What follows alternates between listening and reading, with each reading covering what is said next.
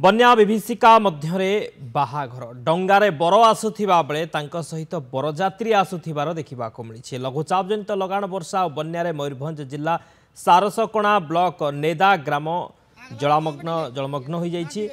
रास्ताघाट उपरे आंठुए उपरे पानी चलुछि। तेबे पूर्वरु स्थिरीकृत विवाह पई डंगारे बाहरिछि बर बरस बरजात्री डंगारे बाहरी पड़ोसी राज्य झारखंड टाटानगर को कन्या आनिबाकू बाहरिछन्ति।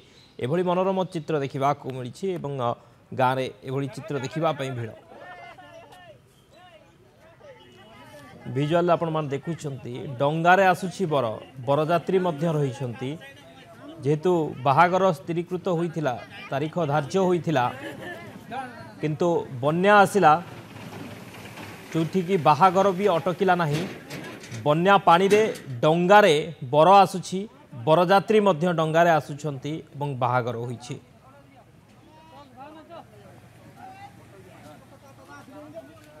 सारसकणा ब्लॉक नेदा ग्रामर ये चित्र जोठी की बन्या विभीषिका मध्यरे बाहागर होइछि बर डंगारे आसीछि।